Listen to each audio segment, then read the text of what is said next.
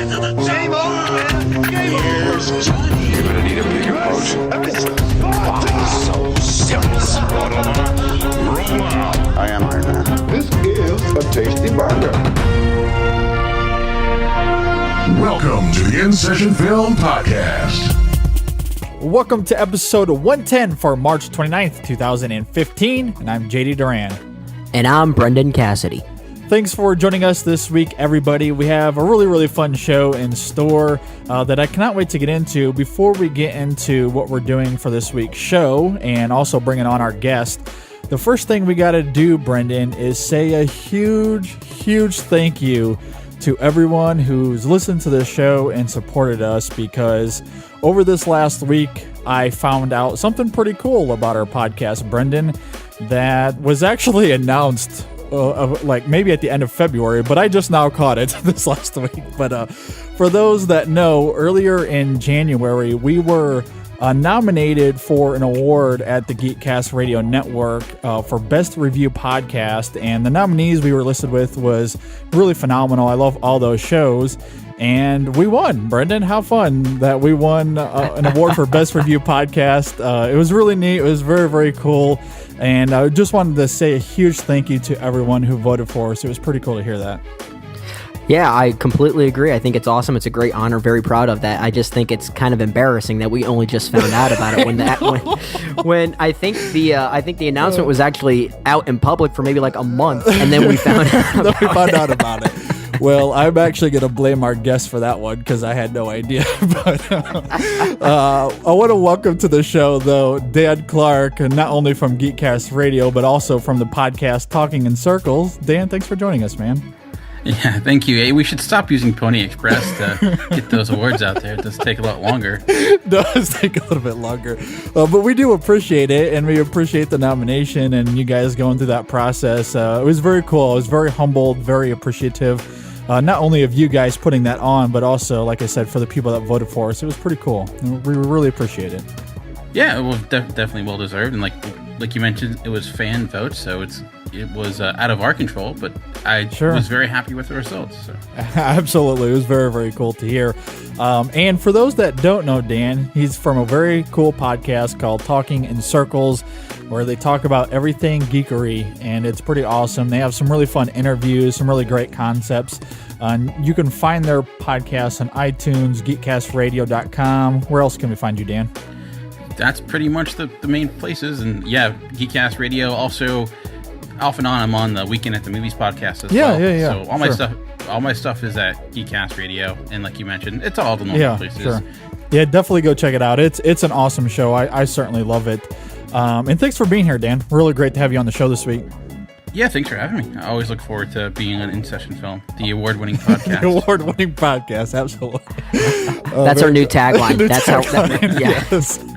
Very cool stuff. This week's show is going to be a little bit different, a little bit unique for the main show anyway, as we're going to be discussing a pretty small film that most people probably haven't seen, much less maybe even heard of, as we're going to be discussing a film called To Write Love on Her Arms, and we'll certainly get more into why we're doing that. And the biggest reason is because coming out this weekend, the biggest movies was Home, the animated film, and Get Hard. Neither of those films I didn't feel like were necessarily going to be the greatest to talk about, and I felt like To Write Love on Her Arms would get some really great conversation, which I'm hoping that we are able to do that, and I think that we will. So ultimately, that's why we ended up going that route.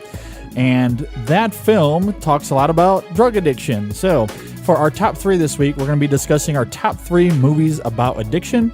And for our discussion segment this week, we're going to be continuing a segment called Class is in Session, where we'll be schooling you on a few movie news topics, and we'll get more into that here in a little bit. Before we get into any of all of that, Dan, we'll toss it to you first, man. How's your guys' week? My week's going pretty well. I got to get caught up in the March Madness of it all. Great game last night with Kentucky and Notre Dame. I know. Little disappointed with the outcome. Me too. Man, I wanted Notre Dame to win so bad. And being in the central hub of Kentucky fans living in Lexington, man, I love all my Lexington people, but I want UK to lose so bad. Well, I kind of feel bad for the Kentucky players because when they go to the NBA next year, they're probably going to be paid less. Yeah, that's a big running joke around here as well. But yeah, so I'm assuming that's hoping that they don't win it all, just because it's never fun. Sure. Well, it's good to have an enemy, but you never want them to win it all. So yeah. Besides that, it's been the norm. Liking the fact that it's getting warmer outside. Sure. And snow seems to be gone forever. Yeah. So. Hopefully. How's your week, Brendan? Well, I guess I'll be one of the few that I'm actually happy UK is winning, mainly because I was never a huge fan of college basketball until I moved to Lexington, Kentucky, and lived there for over a year because I went to Penn State University, and they have the worst basketball team of all time, and it made me actually hate the sport. So I guess maybe you can almost call me a bit of a biased and a little bit of a bandwagoner, but I learned to appreciate the sport of college basketball after living in Lexington for over a year. So I have That's fair. It's a bit of a soft spot, but I will agree with you guys, or maybe at least I'll mention the game yesterday between Notre Dame. Notre Dame did outplay them the entire game. They did. They cost themselves. The very first tweet I sent out was that they beat themselves. They should have won that game. They should have. I mean, just based on stats alone. I mean, really, Harrison kind of won that game for UK because they only sunk less than 70% of their free throw shots during that entire game. They were off their game there. They're almost playing like freshmen. But I was happy to see them win just because they're kind of the team that turned me around into what college basketball really was all about. So it's a biasness there. But other than that, week's going okay. I scored big time. I went to this awesome used record store just across the street and spent like $200 on some really good vintage vinyl, and I just nice. Add to my collection. I got a nice bonus from work, so I was okay with spending that. But it was a cool thing. Oh, lastly, I do want to say is, and I told this to you, JD, but over the weekend I got to finally meet and catch up with the Q Film cast. Yeah. How was that? That was good, yeah. Really cool. Good group They're of guys. great guys, Really fun group of guys. Yeah, I'm sure. Yeah. That's cool. I had a real riot, drinking and talking movies and music and everything with those guys. Sure. And it's really great to finally meet them. Look forward to do it again in the future. Absolutely. I know I was talking with my wife about possibly coming down to Nashville kind of soon to visit you guys, and I would love to meet up with them as well, so hopefully we can make that happen sometime soon. That's very cool. I would absolutely agree, man. Come on down. Yeah, absolutely. My week was pretty good as well. Speaking of last night with the college basketball game, that was a little depressing. Outside of that, the rest of the night was actually pretty fun. I had a bachelor party last night for my best friend, Nate Parsons, who I started this podcast with. Many people might be familiar with him, but we had a bachelor party for him since his wedding is in 2 weeks, and that was a lot of fun. But before we get into it real fast, I want to plug our Extra Film podcast this last week, where we had a few guests on.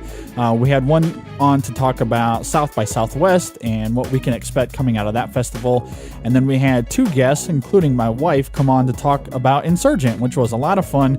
Really great conversation. Hopefully nobody liked that film listening to our conversation, or you were probably very angry at us, which is okay because that movie's not very good. But anyway, go check out that Extra Film podcast. It was a really great discussion. All right, guys, we got a lot to talk about. Let's get into it. And here we go.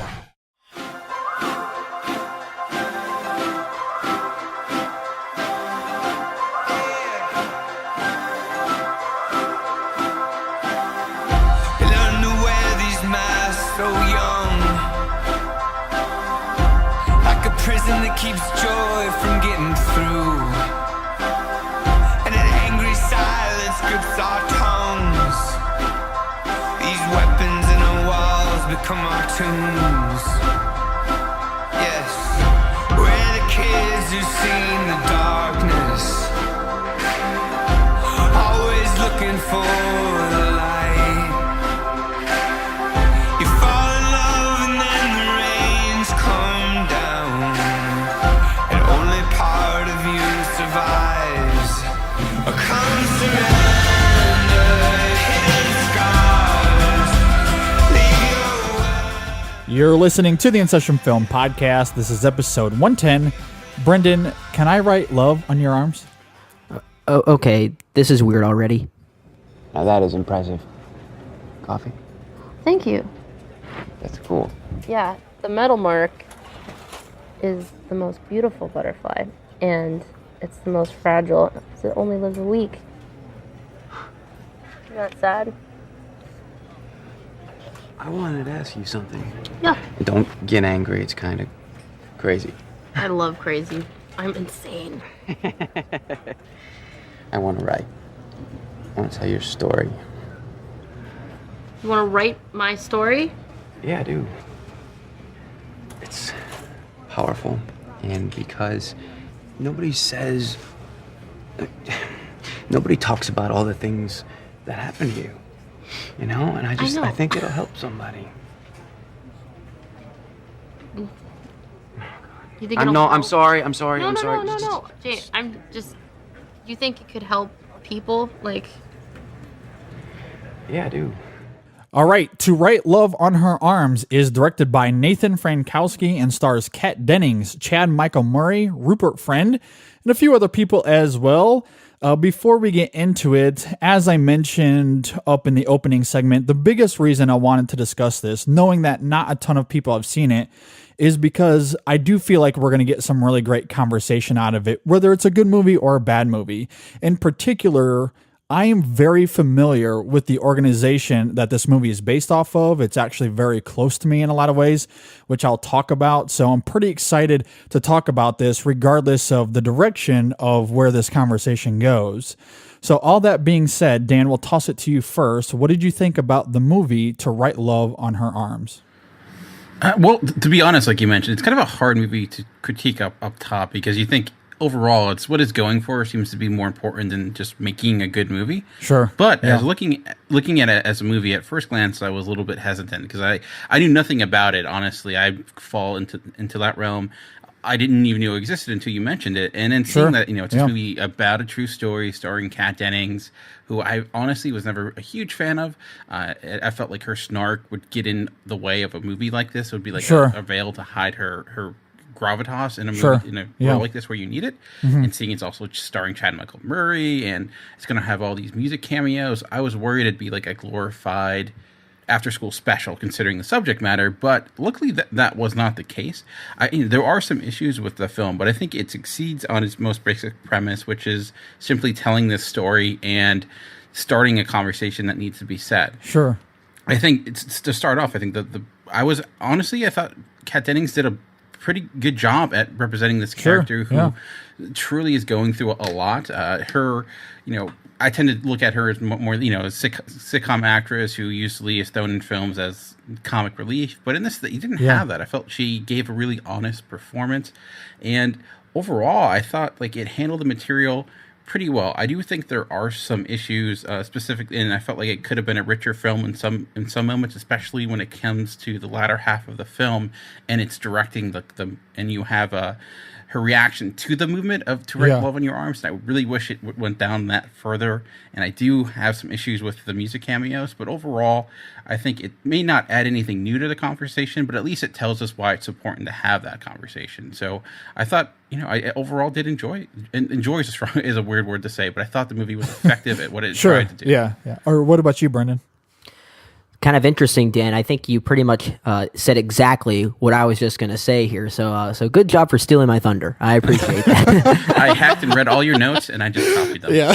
Well, what's funny is that I don't take notes, so you obviously hacked my mind. Nice. No, but the first thing I'm going to say is, JD, I might be a little bit more in your park that you sound like you're more familiar with this organization than I am. I was vaguely familiar with it going into this movie. Mostly, I think a lot of people are probably familiar with it even before they realize it. If you listen to a lot of these music groups, I think a big one being like maybe a group like Paramore that always used to wear these shirts during a lot of their you probably saw it in a lot of collateral like that. Yeah. So the organization is essentially, I'm getting at that it's worth talking about, kind of like you talked about, Dan.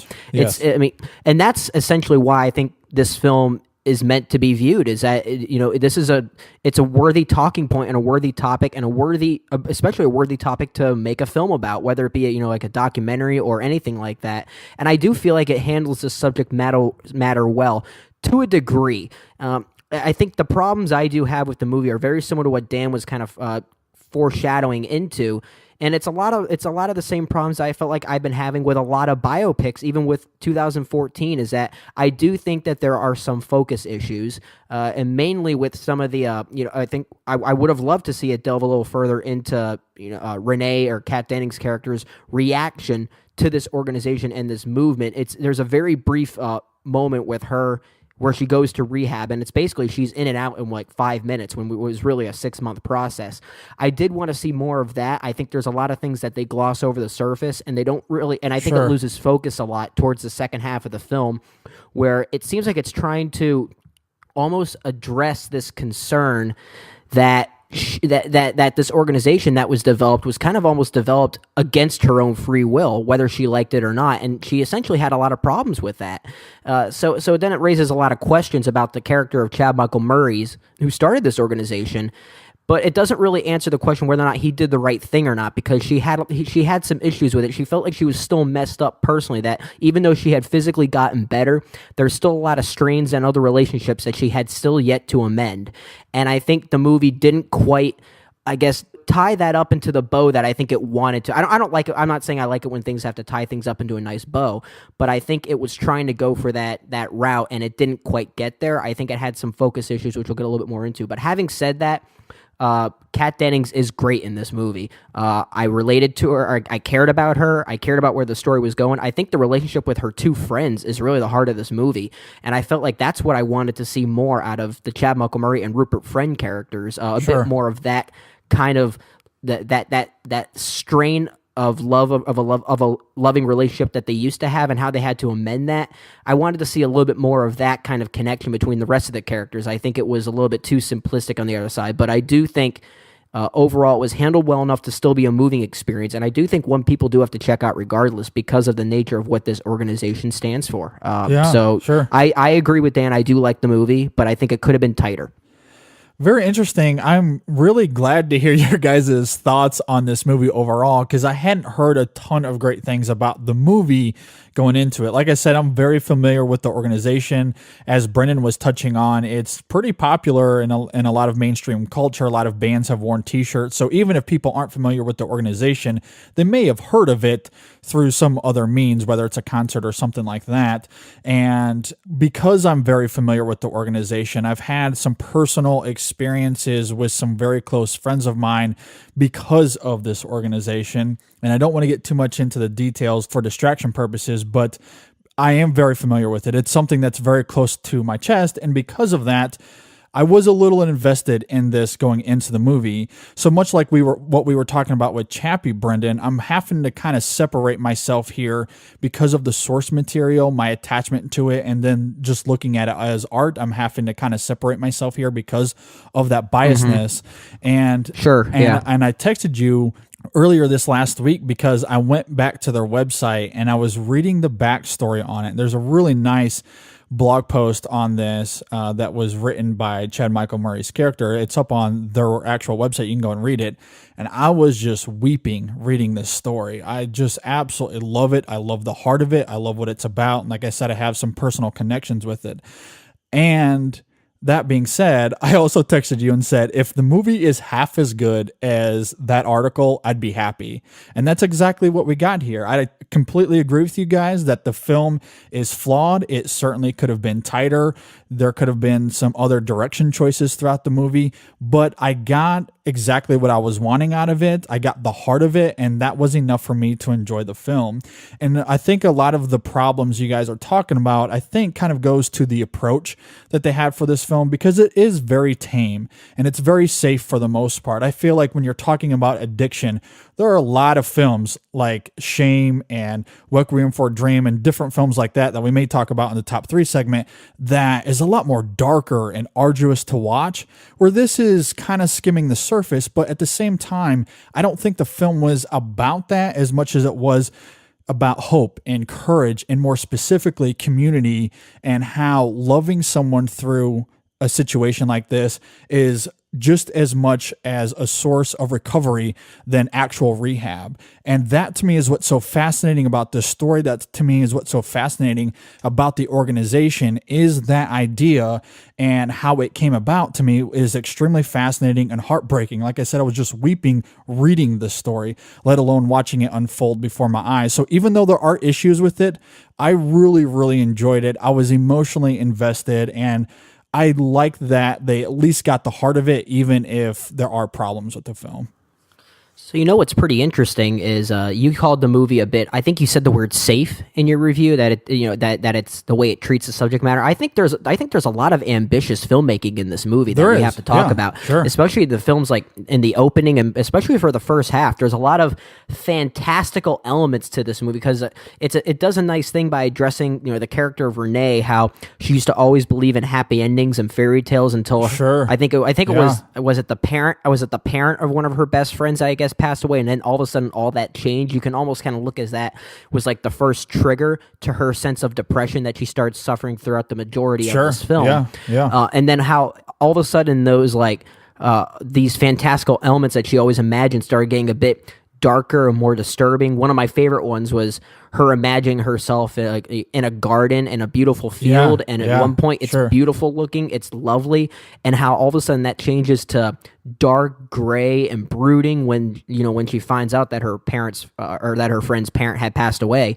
and that's kind of and then that leads to a different kind of path. I thought because something like that could really come off as pretty pretentious, and I was worried about that it was gonna kind of feel like it was almost too insufferable, that it would have lost the heart of the film. But in many ways it did complement it pretty well. It didn't go into a different route that it would have felt insufferable to me and almost distracting. I think it was handled well, but it is a very, very ambitious film from a filmmaking standpoint that I think is worth talking about. And I'm glad that you were able to get those themes about, it's really not really about the physical aspects of rehab or addiction or even recovery. It's about the relationships that help you get to that point. Yes, exactly. And that's... And I'm glad you got that out of it, because that's where I did get that out of it, because I knew that's what the film wanted to, that's what it wanted to say.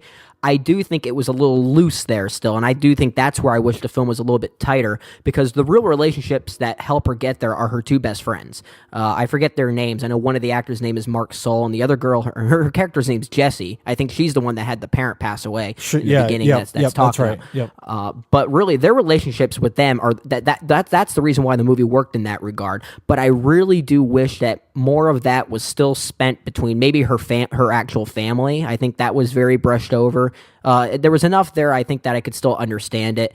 But I think really between the characters of Rupert Friend and Chad Michael Murray's character of Jamie, who is the one that founded this organization, and there's a scene towards the end that tries to make it feel like that his work in finding this organization was a very, very good thing, even though the whole time Renee's kind of questioning that if whether or not what he did was right, because it wasn't really with her permission, if that makes any sense. And I love that it was questioning that, but I felt like the movie was still trying to give you that answer of how we're supposed to feel about it, and it kind of lost focus there. And that's a minor, not, I wouldn't say a minor, it's a decent complaint, but it wasn't enough to hurt the movie in that regard, because I still understood where it was trying to go.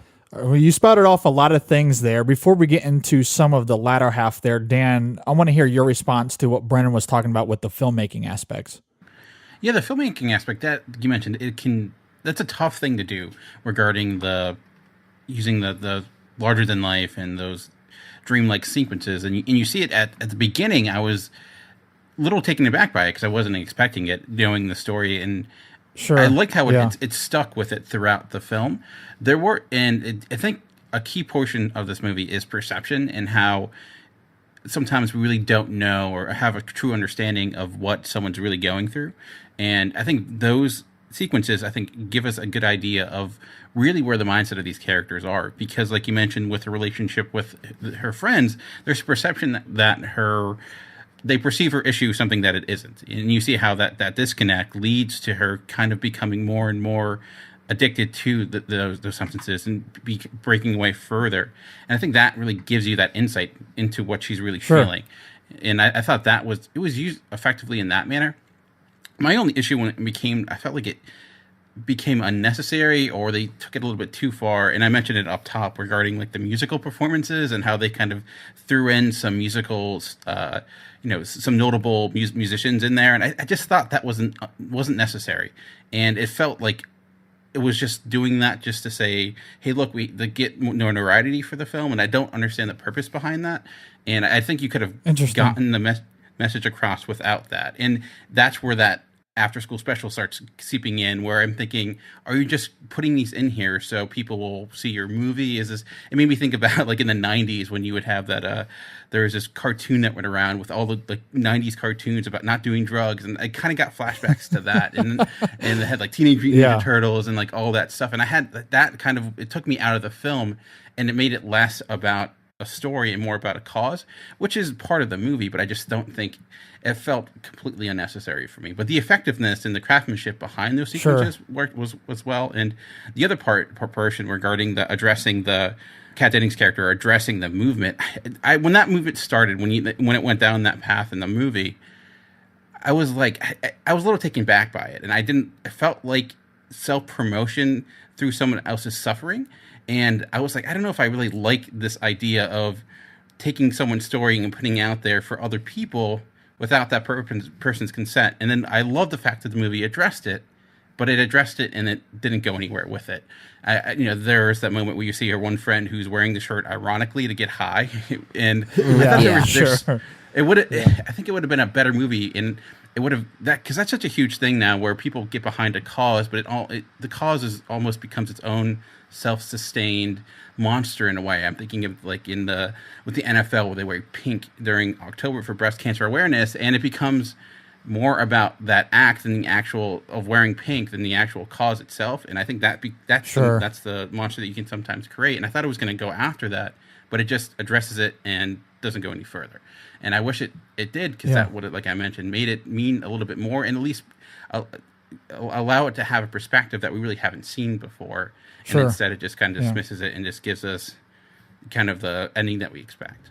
Well, you make some really interesting points. I guess first to go back to the filmmaking aspect of it, and you bring up a really good point, Dan, in the sense that a lot of this is about perception, and specifically the perception from Renee's point of view. And I guess the big reason that I didn't mind the music cameos as much as you, Dan, although you make some valid points and I don't necessarily disagree with them, I guess it just didn't bother me as much because music seemed to be a big part of her character. It was a big distraction for her in a good way for the most part. And that's how she saw the world, was almost through a music video. And it was something that for her spoke really loudly. So when we see her in those moments with those cameos, it was her essentially reflecting on life through those songs in those specific moments. And so I didn't necessarily have a problem with it because we were seeing it from her perception. And while, like I said, I don't necessarily disagree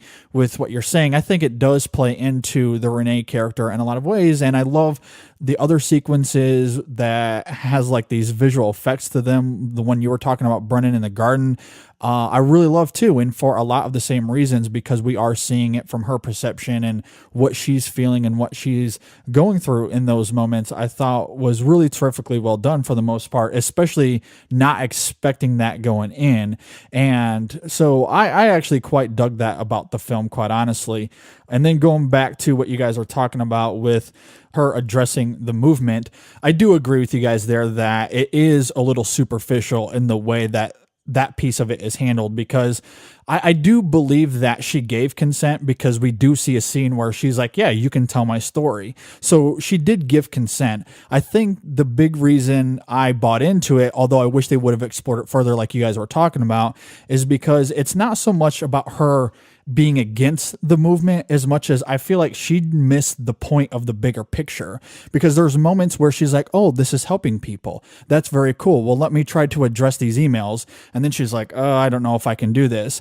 And I think the big thing with it is she was for the movement. I just don't think people understood that she's still a messed up person. I think that her biggest issue there was that people were like, oh, she's out of recovery, she's doing great, and she's a much different person now, when that really wasn't the case. Like, she's still a messed up person. She made that very clear, and I think that was what she was mostly upset about, was that misconception of, this is a great movement. I want people to address these kinds of issues, but just because you're addressing these issues, just because you're going through recovery, doesn't mean that all of a sudden you're a quote unquote normal person. Now, you're still going to be always tackling this idea of addiction, and you're always going to be a flawed person. And there was a misconception there that I feel like she was mostly addressing. And that to me was fascinating. I love that idea. Now, I agree with you guys that it is a little superficial. They could have explored that further, but I do like how they address that. To me, I think that is a big thing for a lot of people that are going through that. Yeah, I did like and you make a good point there. I do like how it shows, like, if you have, just because you have support doesn't mean that support's always going to be effective. Like you mentioned, how it's almost like people just have, again, with perception, think that just because you go for that help and you go through that process, then okay, now I'm good. And how it's not a 6-month process. Like rehab just is the beginning. Yeah. Really, it's the first day after that, and they have all those, the countdowns or the count ups, I should say, where you have the day one and writing it on the mirror, and how, like, I think that becomes an effective tool in just showing that you're always counting. Like, it's maybe cliche, but it is always that one day at a time. And I think that did show that. Yeah. And there's the sequence where she's sitting at a kitchen table with her family, and it should be her being able to kind of finally being able to relate, and she's bonding back with her family, but she's still exactly the way she was beforehand. Yeah. And almost in a worse spot, because now she feels that she, being messed up is almost a failure in a way, because people perceive that she's better, and how that can almost put you in a worse spot because you don't want to you don't want to disappoint people, and now how that can weigh on you. So I did think that was I did like how it approached that aspect of addiction and depression. So. All right, guys. Well, let's get to final thoughts. So, any other final thoughts, Dan? And what grade would you give to Right Love on Her Arms? Well, like I said, I think my biggest takeaway is, like, wow, Kat Dennings has potential of being a really good actress, and I hope she gets better material than just being the sidekick on Thor. So yeah, sure, yeah, overall, I did enjoy it. Like we mentioned, there are issues there, and I gave it a B. I think it's like I said at the beginning, it's just a good movie to start a conversation, which can be more important than just making a good movie. Sure. All right, what about you, Brendan? Kind of in our discussions earlier, talking a bit about how we thought the ending was a little bit superficial and how it tackled her reaction to the movement as being a bit negative and not really on her consent. But, kind of talking about it a bit, I think I realized something we didn't really talk about was her realization that it was okay was in her realizing her ability that other people need help and that we can make an effort to help them. And there's a moment towards the end where she has to do that for a certain character without spoiling the movie. Yeah. And I think that is the cathartic moment that I think we're actually losing focus on. And it's kind of interesting when we talk about a movie like this and we talk about our criticisms, talking about those criticisms help you kind of dig deep in where the answer to those criticisms might be. Because I appreciate this movie now a little bit more, even just talking about it after initial reaction to it. But that's something I did want to point out, that there is that moment towards the end. I think that is point, there. Yes. We don't want to forget that, where I think her actions helped define the meaning of what this movement was from the beginning. The other thing I will say, and just to kind of toss my 2 cents, that I also didn't have a problem with the musical acts in this movie, because I think they're necessary to tell this story, because real music acts like in this movie, such as Paper Route, and I mentioned a band like Paramore that are known for wearing these shirts, and that's how people kind of realize the movement is going on. There are a lot of the groups that really help spur the spread of this movement, if you will, and I think they needed to be represented in some way. Maybe it was a little obvious at some times, but I think it needed to be here because it is an aspect of the real story. They're essentially the reason why this movement expanded as it did. Exactly. So and that's why I didn't have a problem with it, because I felt like it was necessary for the story. But I do think there are some relationship aspects I think could have been fleshed out a bit more, but I was still moved by it. And I think I was mostly surprised by it. And I love the filmmaking aspects, especially in the first half of this film. That was a bit of I love stuff like that. So I'm with you, Dan. I give this around a B, maybe closer to a B plus, because there are the good stuff in this movie that I really liked. I really did like, and that was enough to escalate my grade even more, despite some of the flaws. Yeah, I completely agree with a lot of what you guys are saying. I guess as far as final thoughts, I want to talk about the Renee character herself, because I feel like we were talking, going back and forth about a lot of the same things. But, you know, a big reason I'm drawn to this story and drawn to this idea is because when you look at the Renee character herself, she goes through a pretty arduous journey that a lot of people go through. In fact, at one point, the Chad Michael Murray character says that her story isn't necessarily unique. It's her that's unique. It's about the individual. And that to me is what's fascinating. And when we look at Renee, she is a character that struggles with this drug addiction. At one point, she scars something into her arm, and I don't necessarily want to reveal that here, but it's not great. And it obviously plays a big part into the movie and into the name of the organization and ultimately the name of the film as well. But there's this idea that's explored where you're talking about people that are going through this, and at one point, nobody wanted her around. There was a really great scene where right after she was rejected by this rehab center, she can't be here, she's too far gone, essentially, is what they were saying. And then there's a scene where she's trying to find a place to stay, and the Renee character is talking to her dad about staying at her dad's house, and he's like, no, you can't stay here, it's too risky, we've been through this before. And at the same time, it keeps cutting back to a conversation in the car with her friends, and they're essentially having the same argument. Well, she can't stay at my place. Well, she can't stay at my place, or maybe she should stay at your place.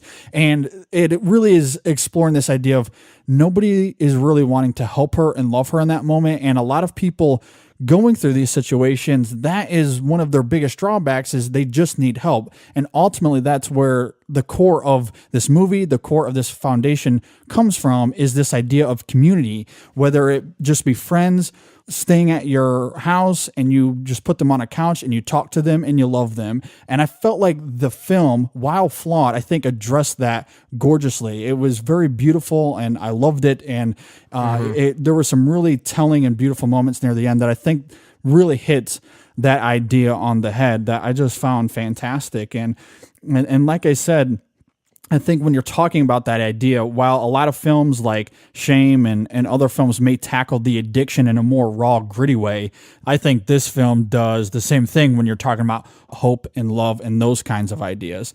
And for me, that's exactly why I was drawn to it and why I loved it. And ultimately, I would give this a B+ as well. Certainly a flawed movie, but one that I think addresses the issue in a way that is really telling and certainly worth watching and starting the conversation about. So, yeah, I think it's a hidden treasure, I think you can say. I think it's, definitely one to seek out, but I think it's still worth your time. Yeah. And one thing that you said, Dan, too, Kat Dennings, her performance is pretty good here. We haven't really talked about that a ton, and for her going against her type, she did a really good job. I think we see her expanding her acting abilities here a little bit. I'll be curious to see if she does anything more like this in the future. So anyway, if you want to read more of my thoughts, you can check out our Letterboxd page at letterboxd.com/InSessionFilm. And if you agree or disagree with our takes on To Write Love on Her Arms, you can let us know by leaving a comment on our Facebook page at facebook.com/InSessionFilm or tweet us at InSessionFilm. You can also leave us a comment on our Google Plus page or email us at InSessionFilm@gmail.com. All right, the InSession Film Top 3 is next, and we'll be discussing our top 3 movies about addiction. Purple in the morning, blue in the afternoon, orange in the evening. Stay tuned. We'll be right back.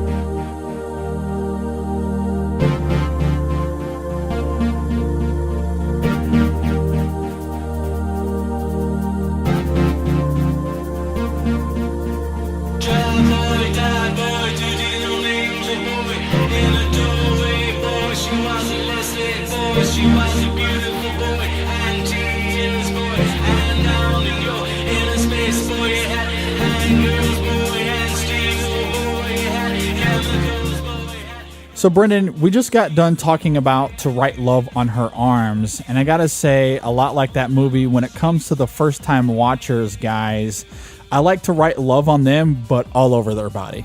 Dude. Okay, let me rephrase that so it sounds more, manly. Or just, it's that, like that movie that deals with addiction, I am addicted to their podcast. I'm addicted to their podcast. We could go that route too, but I like to write love all over them. Oh, okay. I can see that. I'm sure Tim would appreciate that, and I could see that. I'm sure he would. Yeah, but not literally. But anyway, they're a great supporter of our show, and we love to support them as well, and they're definitely a podcast. You guys out there, you gotta check them out. I mentioned Tim, but there's also Walter and Hermano. Great guys to talk to. They have fun conversation. Definitely they know their movies as well.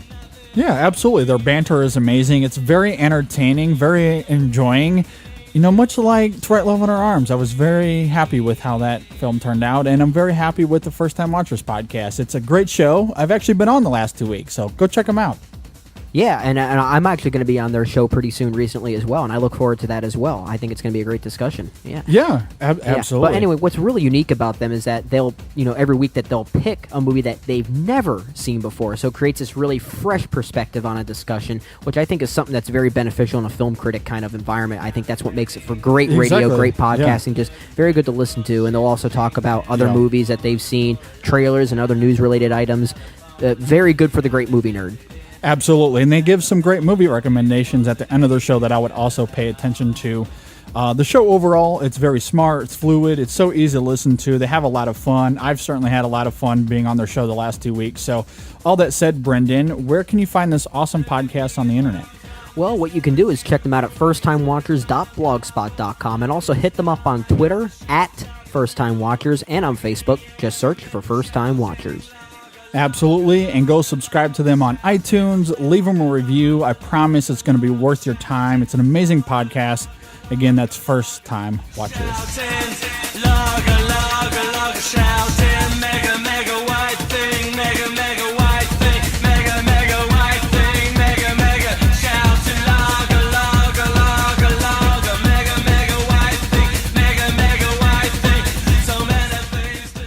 You're listening to the InSession Film Podcast. This is episode 110, and now we'll be going over our top 3 movies about addiction. So, JE and Dan, do you guys have any criteria you use to pick your list this week? We'll start with you, Dan.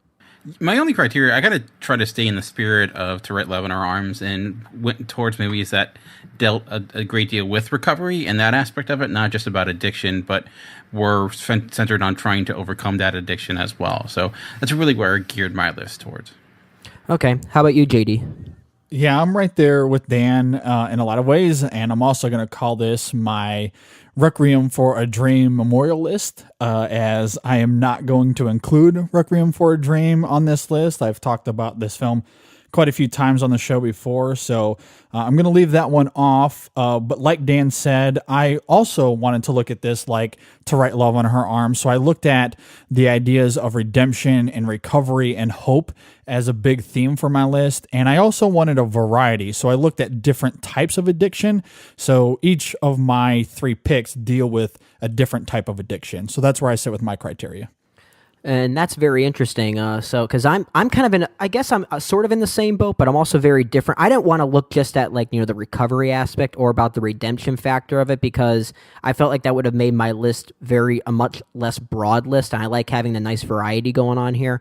So I wanted to focus on really the addiction itself, but I didn't want to focus strictly on, the typical types of addiction, like being either drug addiction or even alcohol addiction, things like that. So I looked at different kinds of addiction that I wanted to focus on. Sure. And also, like you, JD, I'm going to have to do the memorial thing here, because I really think there are 2 films that you have to put as like your top films when it comes to addiction films. One of them is Requiem for a Dream. The other one is Train Spotting. And so those 2 films I left off my list because they are phenomenal films, and they're arguably almost by fact probably the 2 or in the top 3 best movies about addiction of all time, I would say, or at least up there. And I felt like that would have made my list way too easy. I wanted to branch off and investigate different types of addiction, if you will, and that allowed me to get a nice variety in my list, kind of like you were talking about, JD. Yeah. So looking forward to talking about this. I think it's going to be interesting. So Dan, we'll start with you. What is your number 3? And like you, I did try to get a different variety of addiction. And the first one I started with is it goes after addiction that is still kind of, I would say, relatively new in that realm, and it has been a subject of a few films. And the one I'm picking is one that maybe similar to Red Love on Her Arms doesn't show the gritty side of it. It's a little bit more simple in that way, but I had super low expectations for it, and I ended up kind of finding it rather effective. And it's Thanks for Sharing, directed by Stuart Bloomberg, starring Mark Ruffalo, Josh Gad, and Pink, of all people. And it centers on these three characters and their problems with sex addiction. And I think sex addiction is still somewhat taboo. We've mentioned a few films that have gone after it, but in a lot of ways it's something a lot of people don't take very seriously. It's almost made fun of. It's almost like people look at it as just something people go to as an excuse to cheat on their wives. You hear it where it's like, oh, I'm just addicted to sex. But I think what Thanks for Sharing shows you is just how it can be a harsh addiction and how it can really impact your life in a really negative way. And I thought it was going to be this crass comedy that just goes for the really simple jokes, really obvious jokes. But I think it stays away from that a great deal. And I think Mark Ruffalo and Josh Gad are probably the strengths of the film as well. And it's a good movie, like I said, to write Love on Your Arms, to kind of let you see this addiction in a different way. And there may be better films out there, but I think it's a good one you can watch with a group of people because it does approach it, and I think in a more gentle way, and doesn't kind of get into the really nitty gritty. It's more just a broad approach. But I think it at least it looks at all the different elements, from women's sex addiction to men's sex addiction, and how it affects everyone differently. So in that end, I think it does work as a movie. That's pretty interesting. I've never seen the movie, but I'm gonna have to put it on my list because I do like Mark Ruffalo and Josh Gad quite equally, and for different reasons. But I have not seen this movie, but I definitely have to put it on my list now. I think it is streaming on Netflix. Like I said, it's not a great film, I wouldn't say, but if you're looking for a movie that goes after addiction in a different way, I think it's effective in that realm. So. Very interesting, I gotta say. Okay, I'll definitely be checking that one. Have you seen it, JD? I haven't seen it. It was kind of interesting, Dan, when you were talking about how you thought that this was just going to be filled with a lot of superficial, crash jokes that was funny, but not necessarily anything provocative. That's exactly what I thought of it, which is why I never really seeked it out necessarily. And I haven't heard a ton of great things about it. Not necessarily anything bad, but I haven't really heard a lot of people talking about it necessarily. So I never really had a lot of ambition to go and seek it out, but I might have to put this one on the list as well. Yeah, it wasn't critically well received. I think it has like a 40% on Rotten Tomatoes right now. So again, maybe it was just because I went in with super low expectations, expecting something a lot worse. Sure. But I thought it was, better than I expected. So that happens. That happens. All right, JD, what is your number 3, man? All right, for my number 3, I'm going all the way back to 1945. This is my alcoholism pick, and it is the film The Lost Weekend, directed by Billy Wilder. And this is the Best Picture winner from 1946 as well at the 18th Academy Awards. I think it also won Best Director, too, for Billy Wilder, and maybe a few others.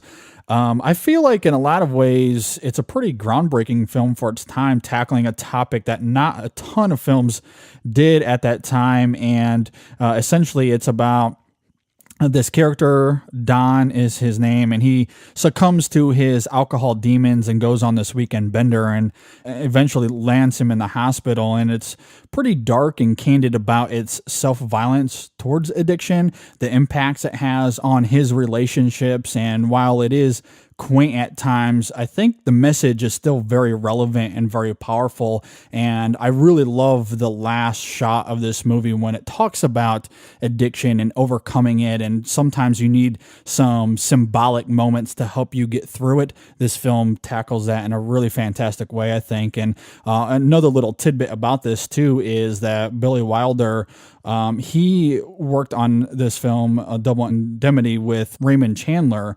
And during that film, Chandler was a recovering alcoholic at the time. And through that film, between stress and all these crazy events that happened between him and Wilder, it eventually led him going back to drinking. And so Billy Wilder made this film in part to try to explain that kind of behavior to himself, which I thought was really interesting. And I think the film does it really, really well at the same time. So one I would certainly recommend, and really, really terrific film. Jeez, it has been a long time since I've seen this one, so that's why I really didn't feel comfortable putting it on my list because it would have been kind of another fresh watch. But I remember I really enjoyed it. It's just Billy Wilder, man, such an innovative filmmaker for his time. You look at his filmography; the guy's got a master list of films. I got to tell you, it's incredible. Yeah, absolutely. I haven't seen it in a little while either, but when I was looking at the topic of alcoholism specifically as my number 3 pick. This was the one that just kind of came to my mind. I haven't seen it in a while, but I do remember those last sequences of the film, and it certainly had a big impact on me. So ultimately, that's why I went with it for my number 3. Yeah, I'm going to have to put that on my rewatch as well. I guess got a lot of work to do now on my end. Absolutely. But anyway, for my number 3, I'm going with this. I guess you can say this is my drug addiction pick. And JD, you talked about having a biasness for certain films, like, how when we were talking about a film like Chappie, films that deal with like relationships with children and things like that. I mean, I have a biasness with that as well. So when we talk about a film like To Write Love in Her Arms, or To Write Love on Her Arms, and the relationship that she has with her friends that help her get through this, there's a movie I saw that does the same thing, but really with this character's relationship with children, and one child in particular. I'm talking about the film Half Nelson, starring Ryan Gosling, and essentially where he's a struggling drug addict, but is also an inner city junior high school teacher, and he develops a relationship with one of his students that basically discovers what his secret is, and they have this nice banter that I guess in many ways is what kind of helps him realize errors of his ways and things like that. It's a very visceral and kind of gritty film. The director, Ryan Fleck, I don't really know. He hasn't done a whole lot of work after this one. I know he directed, the sports film Sugar, and also the film It's Kind of a Funny Story that dealt a bit more with like depression and psychiatric things that had Emma Roberts and Zach Galifianakis in that movie. But Half Nelson's a very visceral, kind of gritty film, and I think tackles the relationship side of how drug addicts kind of better themselves, especially with how children kind of perceive it. It was a really kind of fresh take on that, and something I really hadn't seen done before. So a very moving film as well, and I have to include it for that regard as well. A very underrated movie. I don't know if it's still on Netflix or not. I know it was. I have to double check if it is, but definitely something to check out. Ryan Gosling I was going to say, wasn't Gosling nominated for that film? He was, yeah. He didn't win, obviously, but he gives a very good performance here. Yeah. Phenomenal. And Anthony Mackie in the movie as well. He's also very good in it. Yeah, definitely one to check out, I got to say. And see, that's one I'm going to have to add to my list. I actually haven't seen it. I've heard really good things about it. I just never got around to it. And I love Gosling, so I don't know why I haven't. Oh, yeah.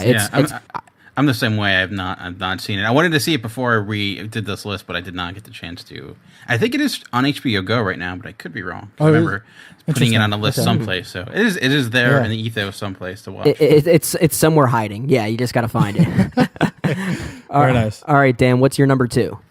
My number 2 is another film that deals with alcoholism, and it is Days of Wine and Roses, directed by Blake Edwards, starring Jack Lemmon and Lee Remick. And I think what's effective about Days of Wine and Roses is that it shows how addiction can take different shapes, and it can come at different speeds. And for those that don't know, Lemmon and Remick play this couple who, when they meet, they're really put together fine. They have their successful careers and they eventually marry, but slowly but surely their lives begin to fall apart, in large part due to their addiction. But there's a lack of awareness on their end where it's almost like they're willing to find excuses to why things aren't working, except for the alcoholism, and that becomes a huge aspect of the film. But I think really the movie really becomes really powerful is in the third act and the final third of the movie, where you see Lemmon try to put his life back together, and how he has to. There's a scene in particular where he finds his wife in this motel, and she is gone on a drunken bender and kind of demanding that he join her, and he's been trying to fight against this addiction, and he's given this choice to either live a life free of addiction, but also would mean that his love of his life would be gone, and in considering the fact that he also has that need to drink as well. And it's a really powerful moment, and Lemmon plays it beautifully, and everything you need from him you see just in his face and his eyes, and just how it's a decision that no matter what he decides will forever affect him negatively in some way. Yeah. So I think that to me is where it really becomes a really important film. And especially for the time. And I think it does have a really powerful, bittersweet ending. So I think that's what I like about it too, is just that it provides an idea of how addiction can be different for different people, and why it's so important just to recognize it and to admit it, and why without that you can never overcome it. So that's why it made my list. Yeah, this was one I certainly considered for my alcoholism pick too. I probably would have needed a rewatch to put it above The Lost Weekend for me, I think, and ultimately why I didn't. It's a very good honorable mention for me. I certainly don't blame anyone that's going to have this on their list. It's a good pick. Very good stuff. And one I also still haven't seen. This is making for a pretty boring discussion. Yeah, no, it just shows that there are a lot of movies like this out there that are definitely worth talking about. So it's very good. I add this to the list as well. All right, JD, continuing on. What's your number 2? All right, well, for my number 2, this is my sex addiction pick. And, when we're talking about sex addiction, if I was going to give a true list, this is where shame would probably make my number 2. But one, I don't want to pick shame because I've used it on several other top 3s before. And the other big reason is going back to my criteria when I wanted films that kind of represented this idea of redemption and recovery. I don't think the ending of Shame necessarily hits that beat as well. And so it's while very it's a great ambiguous. film, It's very ambiguous. Very ambiguous. And I love it for that reason. But for the sake of this list, though, I went with a different route because of that. So for my number 2, I'm actually going with Don John from 2013. I think that this film is a lot better than a lot of people give it credit for, or at least it tackles a topic that a lot of people want to try to avoid. I think it's very uncomfortable. I know, Dan, you were talking about this a little bit when you were talking about sex addiction and it still being this kind of taboo topic. And I think even more specifically when you're talking about pornography and masturbation and how that affects relationships, I feel like that's even further down that route of taboo. And so I love that this film tackles it. And I love it. Not only does it tackle the subject, but I think it does it in a really incredible way. I really love the film overall as it explores how porn has these real effects. It creates a barrier of real intimacy in relationships. And I think when the film kind of addresses how relationships are built on trust and this emotional core, but how porn creates these expectations and it just cuts into that emotional intimacy. And we really see that heavily between the Don and Barbara characters. And I love that. I love how it really addresses and raises those questions. And it's funny throughout. It's heartbreaking at times. Some really solid performances all the way through. And I think it's a really good film and a really important film that a lot of people may not want to ask the question, but I think it's one that needs to be addressed and one that needs to be asked. And so for that reason, it makes my number 2. This was actually, I was going back and forth between Thanks for Sharing and this.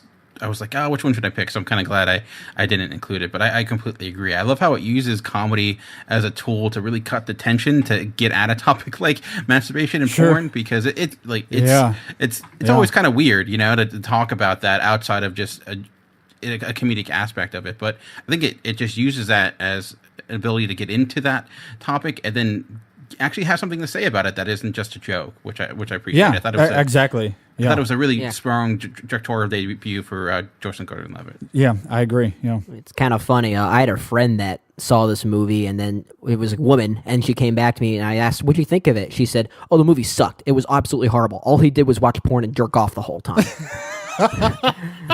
and there is a lot of that, yeah. And then went to say, like, it's just depressing. I rebutted saying, isn't that kind of the point?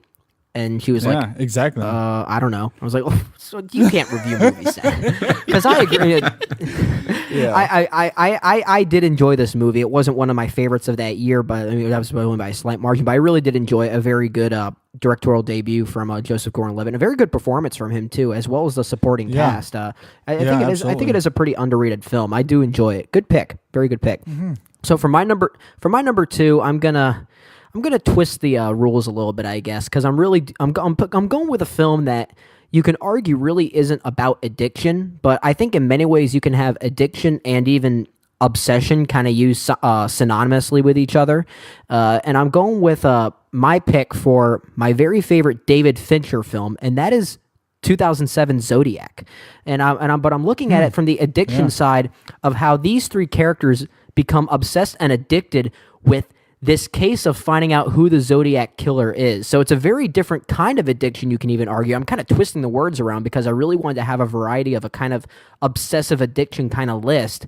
But the way that these three characters kind of lose themselves to this idea of trying to figure out who this person is incredibly disturbing. It's remarkable. It's remarkable in all the best and worst possible ways. I mean, the Robert Downey Jr. character, for example, I mean, he basically throws his life away trying to figure out who this person is. But it gets to the heart about what addiction can do to a person. Even if you get to that point where someone like Jake Gyllenhaal's character of Robert Graysmith kind of gets to the point at the end of the film where he gets to maybe that satisfaction. But even so, is your life really still at that moment of closure, or do you still have that lingering, obsession towards it? It gets to the real heart about what addiction can do to a person, that it just never, in many ways, even though you may have helped, it never really, it sometimes never goes away. It's sometimes always lingering there. I think, again, I'm kind of twisting it around a bit by picking something that may be arguably not about addiction, but I think I would say it really is a different kind of addiction. So you see, and that's what's most interesting about that pick. I mean, I love Zodiac as well, but when you look at the words addiction and obsession, I'm not sure that they're too different anyway. I mean, I don't know what the dictionary definition of them are necessarily, but I would look at both of those terms, and in a lot of ways, they're in the exact same camp. I would agree, and that's kind of where I said that I think they can be used synonymously with each other. I think that's very arguable. But regardless, I do love this film. It is I think it's good. It is my favorite Fincher film for a lot of reasons. I think it is very mature, but also very dark and gritty and violent. Kind of blends all of his aesthetics together in a really good seamless whole. Sure, love this film. But let's get to the nitty gritty now. So Dan, what is your number one movie about addiction? Well, it's one that's actually already been mentioned, and I think it was number 3 for JD, and that is The Lost Weekend by Billy Wilder. What's this? That? It's whiskey, isn't it? How'd it get there? I don't know. I suppose it dropped from some cloud, or someone was bouncing it against this wall and it got stuck there. What you don't understand, all of you, is that I've got to know what's around, that I can have it if I need it. I can't be cut off completely. He wants to be alone with that bottle of his. It's all he gives a hang about. He's a sick person. I assure you, I'm not a thief! I'm not a thief! Should have seen her come in here last night looking for you. Her eyes all rainy and the mascara all washed away. Give me a drink. That's an awful high-class young lady. Tell her something. Tell her I'm sick. Tell her I'm dead. And I think, JD, you said pretty much a lot of great things about this, but I think one thing to consider is when watching the film The Lost Weekend is just how important it was considering the time period and how, as you mentioned, it was a topic. It was a topic that was not really addressed a lot in movies, to the fact that there's actually a rumor that the alcohol industry would offer the movie studio about $5 million not to release the movie because they were afraid of the effects it would have.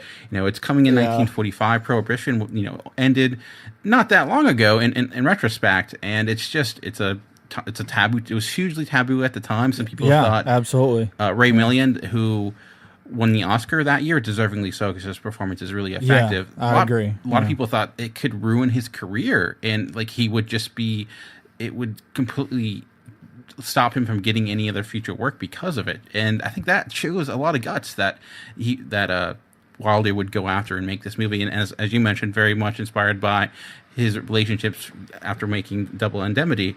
And I think another key point to this is the score, because it's almost like a science fiction horror score that's playing throughout, and it has this feel where it embodies that in a sense where complete destruction is always only moments away, and it gives you right into the mindset of the character where it's just you always on edge, always just trying to find that next fix, and you can never find it, and it's really effective in that manner. And it's devastating to watch this man just really drink his life away and do everything possible just to get that next drink and selling the most important thing to himself. So I would highly recommend it. I think you do have to consider the time period. Some of the ideas of what they think addiction is, you do think are dated, and at the time when you became addicted to something, they just put you in a room with a straitjacket on and let you kind of work it out yourself. We definitely approach it a lot differently today, but considering that it was the first really big film to go after alcoholism in that manner, I think it's a testament to just how powerful movies can be and how it can really allow us to talk about those ideas we'd rather not talk about. So. Yeah. I mean, like I said, I mean, it certainly is very quaint at times, but, you know, what you're talking about in terms of its tabooness for the time, I think that's just why I'm so fascinated by the project is not only is it an important theme to tackle in film, but I mean, it's just an important conversation to have in real life. I mean, the reason Billy Wilder wanted to make this film is because he saw this play out in real life, and he knew that there was severe impacts because of it. So he's like, I don't care how weird this is for 1945. I'm making this movie anyway because it's a subject that's worth talking about, and it's terrific for all the reasons we've said. Yeah, definitely. So now I definitely really need to see it. Nice. All right, JD, what's your number one? For my number one, I'm probably going to keep this kind of brief because a lot of people are aware of this film. It's one that's already been mentioned, and while Requiem for a Dream would probably be my number one when we're talking about drug addiction, you know, I have that and Shame as, you know, the two picks on this list that would probably be here if it wasn't for my criteria. But I don't care how well known this film is. It's terrific for a lot of reasons. My number one is the drug-fueled hallucinatory trip from Danny Boyle, the 1996 film Trainspotting. Choose life. Choose a job. Choose a career. Choose a family. Choose a fucking big television. Choose washing machines, cars, compact disc players, and electrical tin openers.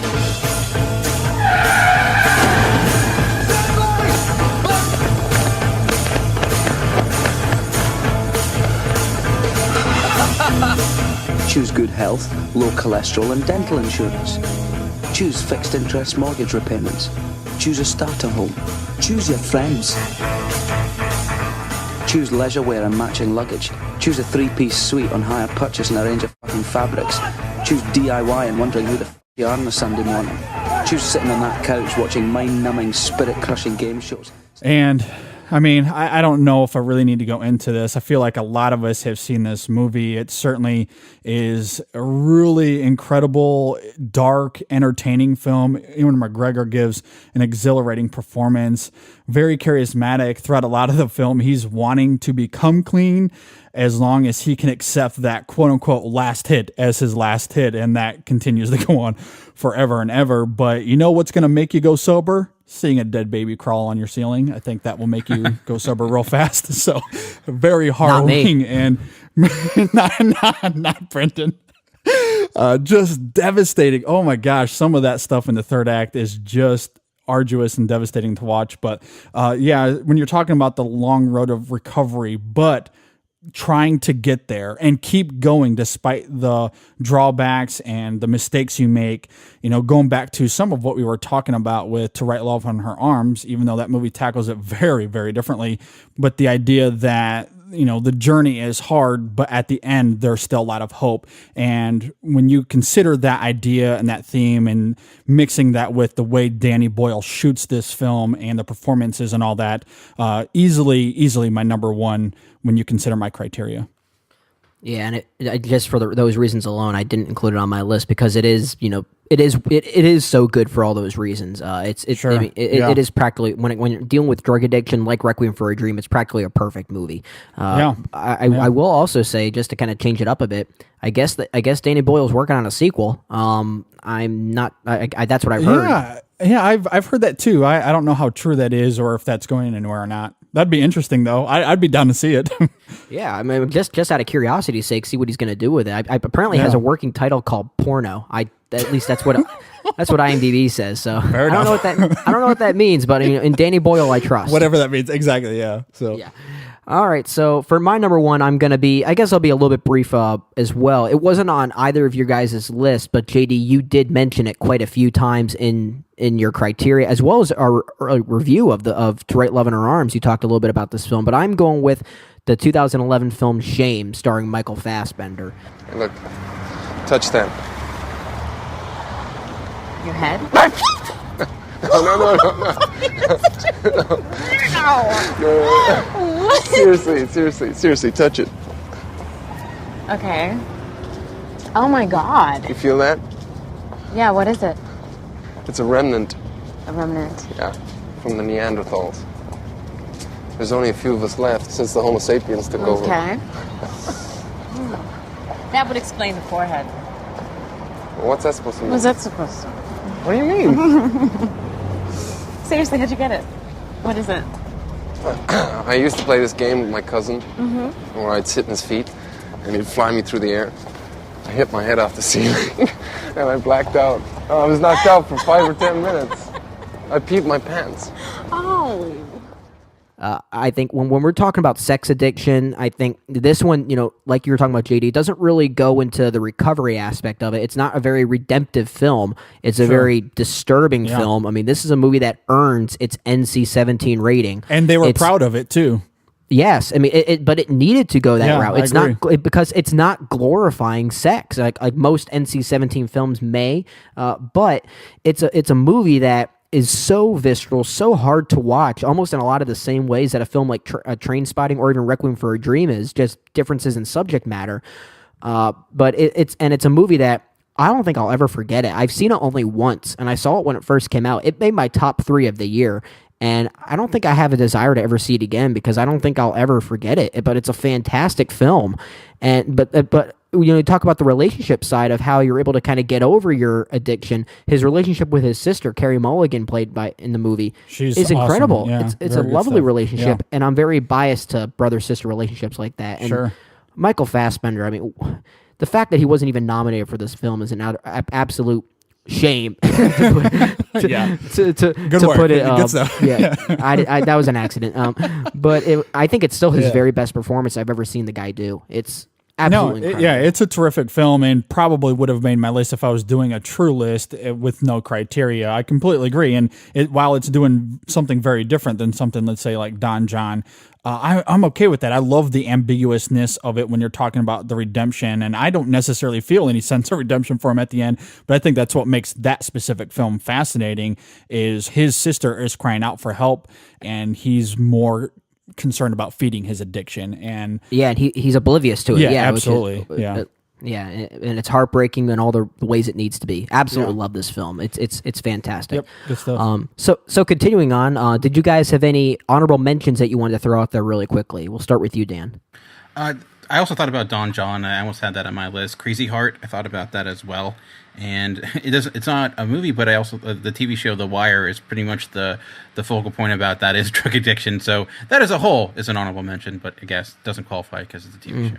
No, it's a good reason for it, though. I mean, it tackles the subject matter in the way it should. Yeah, absolutely. How about you, JD? I don't really have a ton of honorable mentions. I mean, I had a pretty solid list that I really was going for. So the only ones I threw out there, like I said, Requiem for a Dream, Shame. I also had Days of Wine and Roses, Sid and Nancy, and A Scanner Darkly, and Fear and Loathing in Las Vegas. I'll throw that one out there as well. That just came to me. Oh, yeah, because I was actually surprised no one said that one, because that was on my list. Yeah. I mean, I feel like that's kind of, it deals with it in kind of a, in its own way, let's just say that. But it is definitely one worth talking about. Only other honorable mentions I have, I mean, you guys had a lot of them that are worth talking about on your list, but I think Paul Thomas Anderson has done a pretty good job tackling drug addiction in films like Boogie Nights and even Inherent Vice, I think are ones that are, worth talking about. Whether or not a lot of people really gravitated towards a film like Inherent Vice, I think is beside the point. I think that was the point of the movie. Yeah, I love it. I love it. Yeah, I mean, I really enjoyed it too. Not quite as much as you, JD, but enough to put in my top 20 of the year. I also think Steven Soderbergh's Traffic is a very good one to talk about from the crime aspect of it and trying to rid the city life of these kind of drug habits and just drug crime in and of itself. I think is definitely one that's worth talking about as well. But also, Requiem for a Dream and Trainspotting, I've got to give them another shout out as well, that they would have been on my list if I decided to, not include them, because they are fantastic films. Absolutely. Very good stuff. Let us know how your picks stack up against ours. You can email us InSessionFilm@gmail.com. Leave a comment on Facebook or Twitter or on our site at InSessionFilm.com. And we did get a bunch of responses on social media, so we really do appreciate everyone that got to us. All right. Before we move on, let's talk about this week's poll. Is real bad, okay? I don't like those numbers at all. Just one poll? Those things aren't scientific. Yes, they are. All this is science. This is math.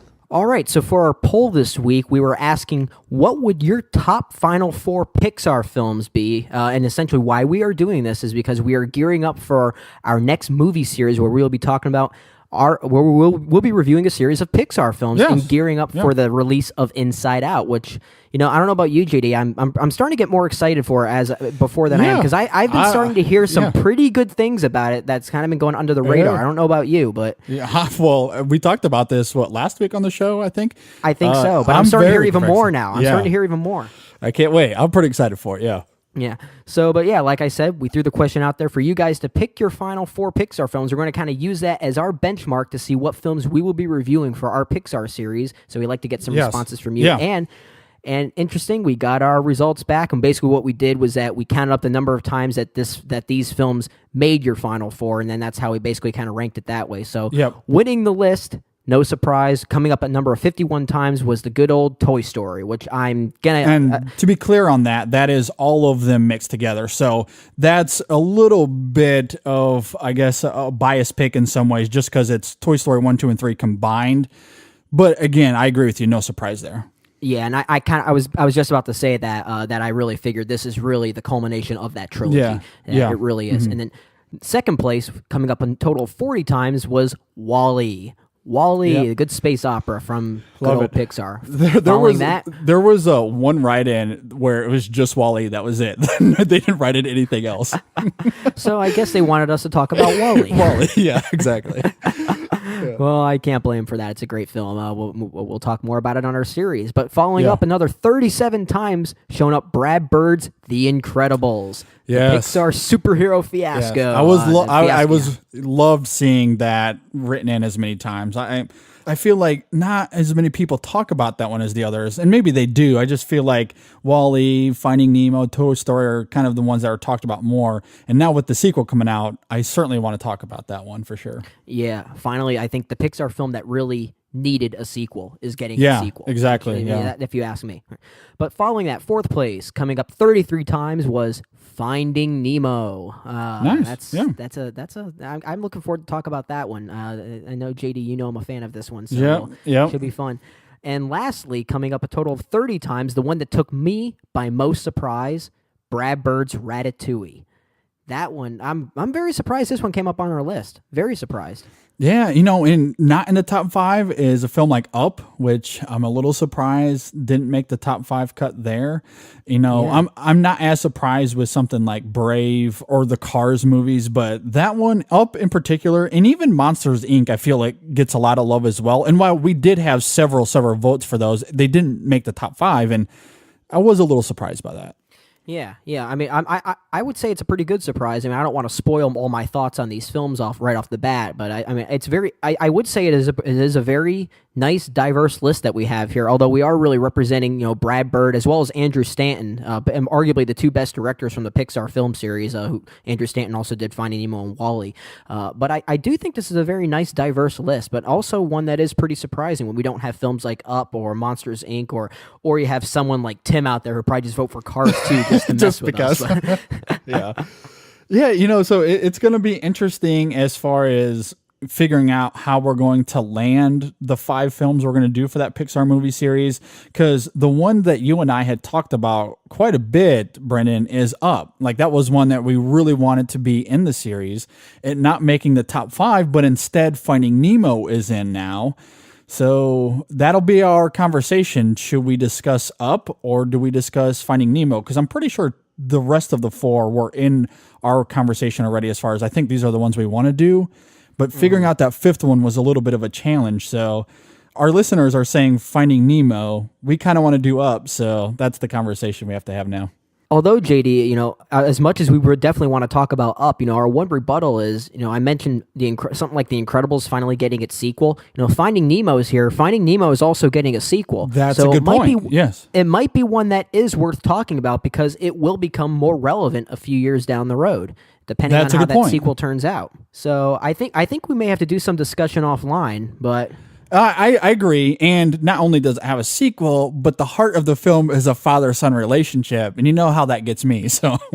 Yeah. And it's a great film. It is a great film, so it's certainly worth talking about. I love that our listeners put it in the top 5, so we'll have to see. I mean, we'll discuss it a little bit more off air, but I think Toy Story, the trilogy as a whole, WALL-E, The Incredibles, Finding Nemo, and Ratatouille, I think are superb lists for our movie series. I think that's a good one. I think we can maybe settle on that. I think we can. We can indirect to any other ones we want to reference during this series. But I folks out there, don't be surprised if this is the list we do go with. We will discuss a little bit more, but more than likely, we've got a good solid foundation of Pixar representation here. I think you've got the heart and nitty gritty of what makes great animated films this year. I mean, these are all classics here. Let's just put it that way. Absolutely. So look forward for more details coming soon, but most likely I think this is where we're going to be. But yeah, thanks to everyone that voted. We really do appreciate it. And real fast before we get to break, our poll for next week, tying in with Furious 7, is which action stunt would you like to participate in? And that could be a various of things. I have about 10 things listed down. I can't wait to list that out, but make sure you stay tuned for that. But all right, we got to move on. So let's move on to the next segment where we are going to be educating our listeners on a few different topics and a segment we call Class is in Session. So stay tuned. We'll be right back.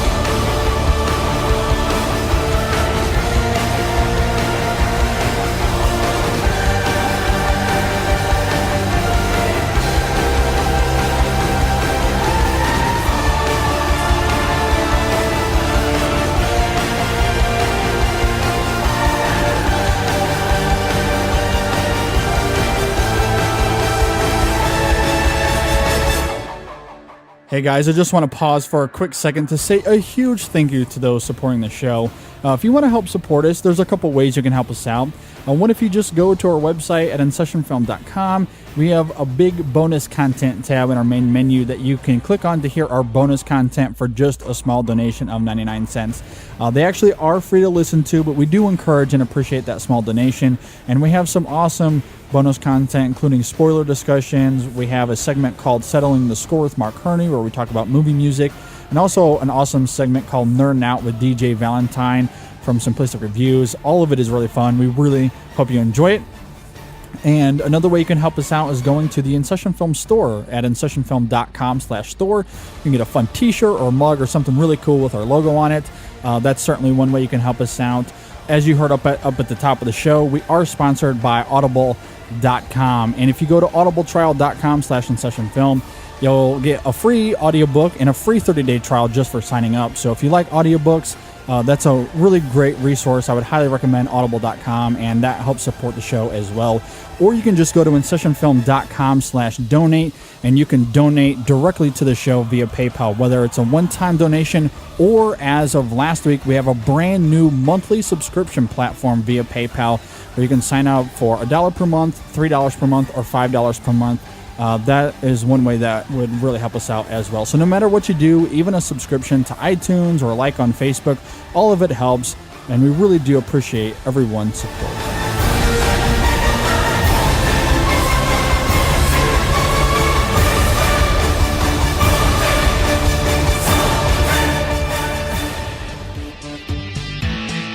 Hi, this is Greg. This is Chuck.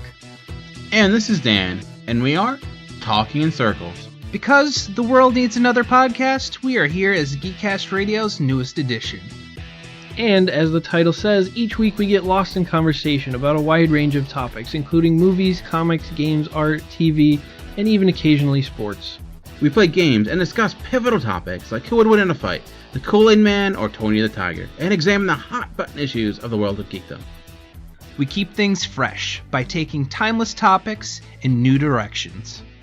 We are simply three friends having a fun time talking about life's most fascinating foibles. Stay connected with us every Tuesday on iTunes or at geekcastradio.com. You're listening to the InSession Film Podcast. This is episode 110, and now we're going to be continuing a segment we call Class is in Session. Okay. Teach. All right, look, here's the deal. I've got a hangover. Who knows what that means? Doesn't that mean you're drunk? No, it means I was drunk yesterday. It means you're an alcoholic. Wrong. You wouldn't come to work hungover unless you're an alcoholic. Dude, you got a disease. What's your name? Freddie Jones. Freddie Jones. Shut up. All right, guys, for this segment, as I talked about as we went to break, what we're going to be doing is we're going to be coming up with some sort of movie-related topic to educate our listeners about. This was a really fun segment we did on our Fury podcast last year, so I'm pretty excited to do it again. Dan, we'll toss it to you first, man. What's in session today? Well, today is in session about the importance of patience and not allowing emotion to overwhelm you.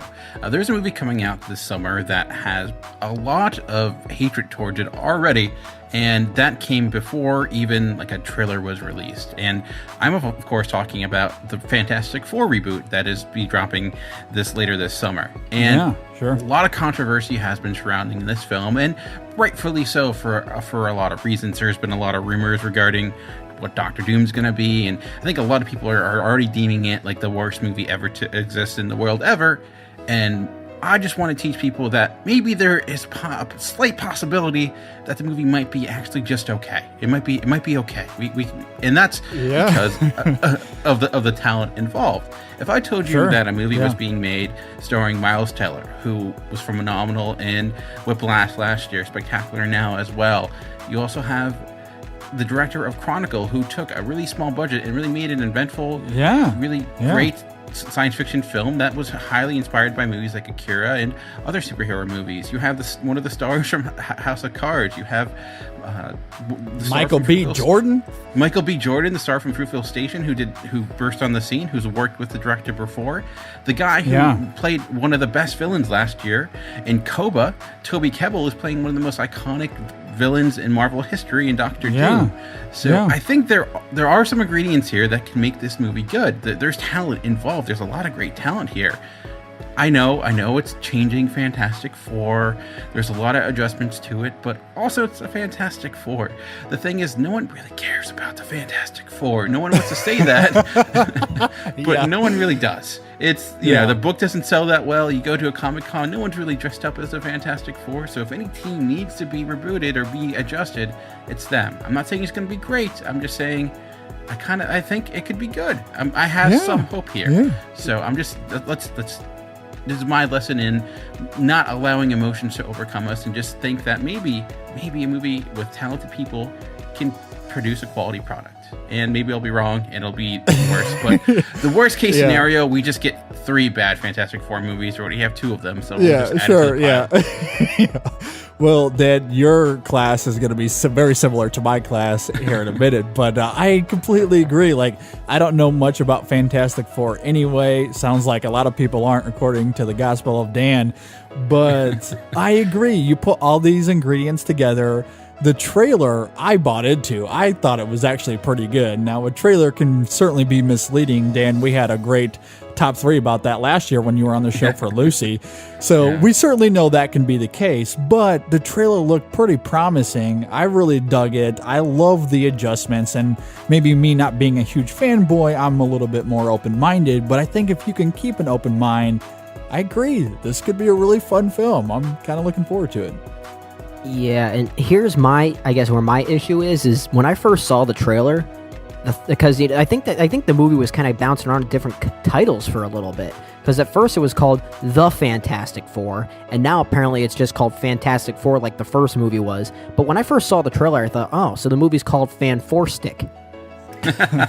Yeah. Fan Four Stick, whatever you want to call it. I just hate that kind of marketing when they have to make it look gimmicky like that. So, Take 3 in? Yeah, Take 3 in. Yeah, because Take 3 in came out earlier this year. Yeah. Yeah, but I'm with you guys though. I do think and it kind of goes into something that I could even talk about as far as educating people. It's not going to be my topic when it comes to movies, but there's way too much narrow-mindedness out there when it comes to judging movies. Is that people will develop their own mindset of something and their own opinions before they're even supposed to, or because they'll have their own personal biasness either for or against something. And I mean, to put it bluntly, it pisses me off. It does. Yeah.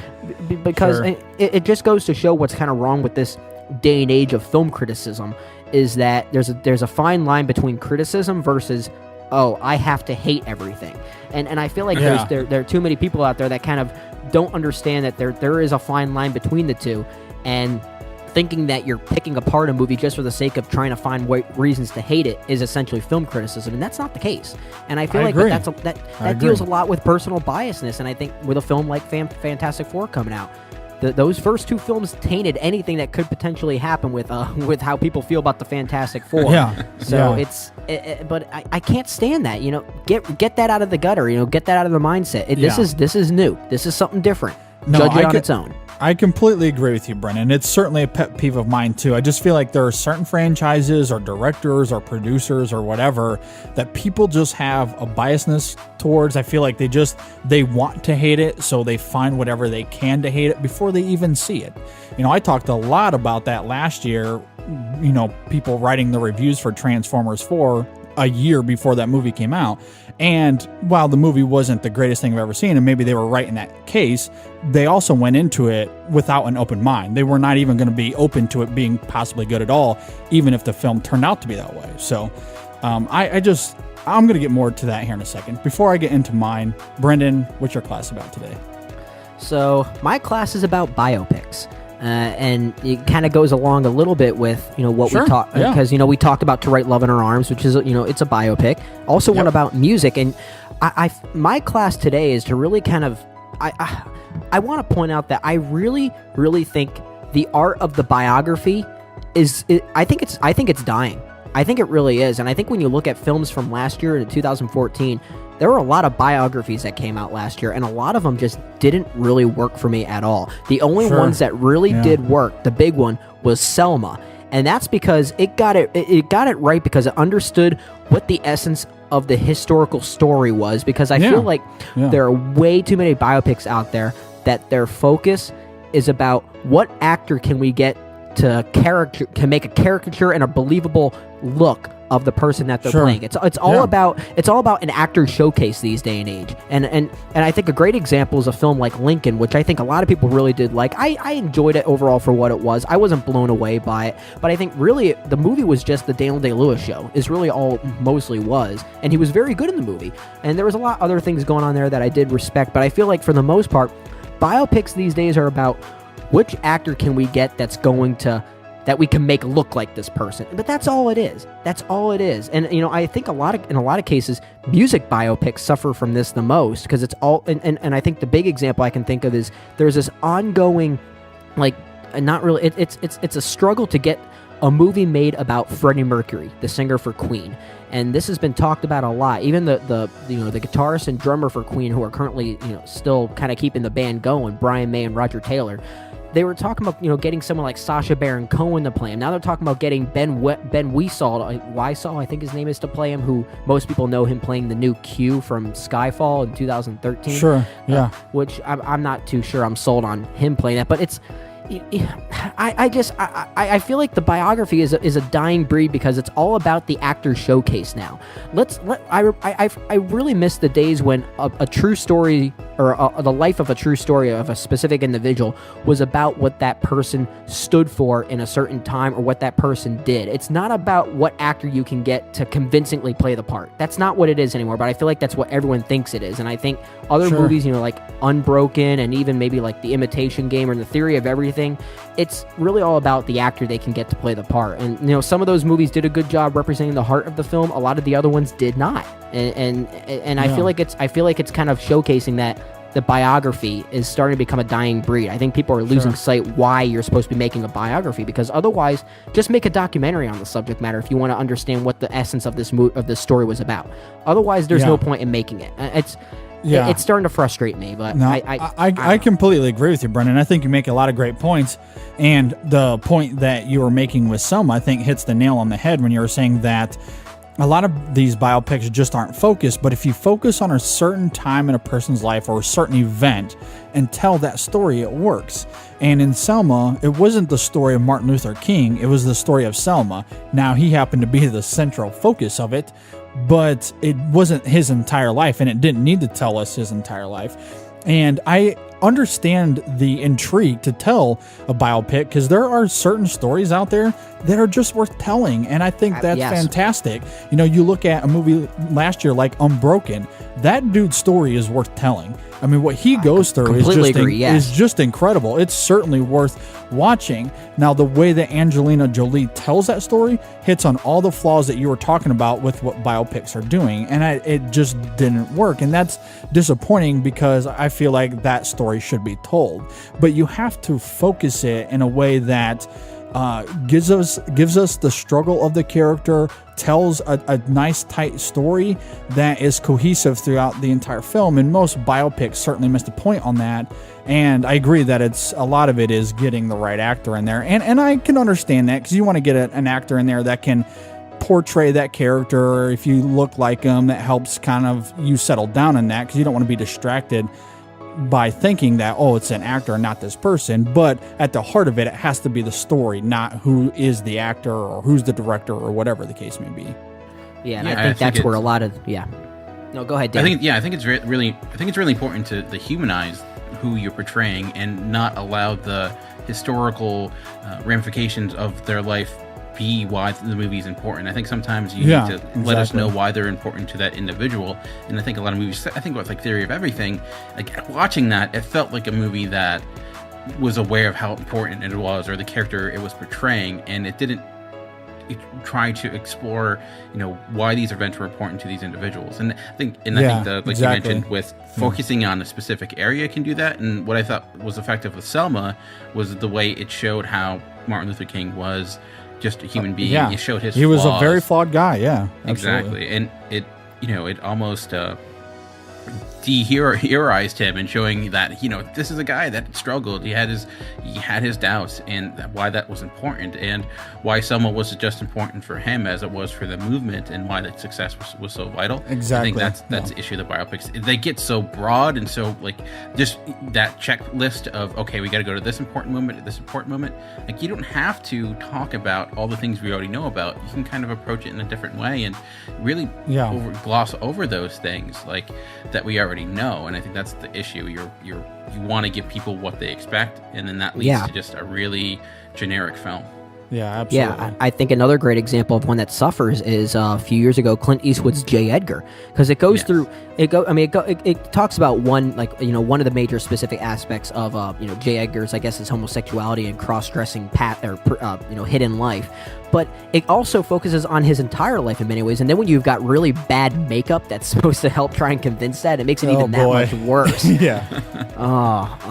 you're right. I think biopics need one singular focus of that person's life, not the entirety of their life, because we need to be able to find what makes that person human and what that person meant for history that they're helping to define. And I think the whole life thing makes it impossible to do that. Yeah, Brendan, you're certainly not alone in that sentiment. That is for sure. So, all right, moving on. For my class today, I'm going to be talking about something similar to Dan, but my audience is two different audiences. So first, I'm going to speak to one side of the classroom, and then I'll speak to the other side. But going back to something Dan was saying about keeping an open mind, and a lot of people are going to laugh at me. That's okay. I want to talk about Transformers and this expanding universe that was released. I'm actually pretty excited about it, and not because I'm a Transformers fan. I think anyone that likes the lore of Transformers should be a little excited about this, because even though Michael Bay is staying on as a producer, and that can certainly be problematic, the idea that getting a new director in with new vision is enticing to me. I think if we get someone that can create their own style, bring their own flavor and flair to it, in this universe, I'm pretty excited for. I think we've seen that with the Marvel movie universe in a lot of ways. Each director has come in, brought their own sense of style and flair to it, even though keeping it all within the MCU, which has been pretty exciting to see. And we haven't seen that with Transformers, right? It's been the Bay universe, the Bayformers, if you will. And I think if we are open-minded to it, much like something, let's say, like the Fast and Furious franchise, which most people didn't really like all that much through the first 3 films. And then all of a sudden, 5 and 6 are a lot more exciting. They have a brand new direction with it. They got new directors in, and all of a sudden, people are getting on board with it. I do think that Michael Bay has to be a little bit at an arm's length. I think if his style is still in there, and if he's having too many influences, that can certainly be a standoff for a lot of people. But the idea of we can keep an open mind with new directors and a new style, and not automatically thinking that this is going to be the worst idea ever, and having that myopic sense of vision about this, just be open-minded about it, and we could have something really fun. Now I need to speak to the other side of the classroom, which I'm talking to the producers at Paramount here. Hiring Akiva Goldsman as your ringleader for this is the worst idea ever. So I like the idea. The idea is fantastic. Preach it. The idea is fantastic. Hiring Akiva Goldsman is just the worst. You look at his resume, and it's weird because I like movies like Cinderella Man and A Beautiful Mind, but he also has Batman and Robin, and the dude freaking wrote and directed A Winter's Tale, my worst movie of 2014. The guy's resume is all over the place, mostly bad, but a few good things. And now you're going to let him be the ringleader? As much as you're making me excited, you're also deflating me at the exact same time. Well, maybe he's a hidden Transformers fan at heart or something like that. I don't know. That could be true. And to a degree, I am kind of falling into my own trap because I am assuming that he's going to continue the things that I don't like about him. But you're right, Brendan. He could be a hidden Transformers fan. He may know this universe very well. He may know the characters. I don't know that.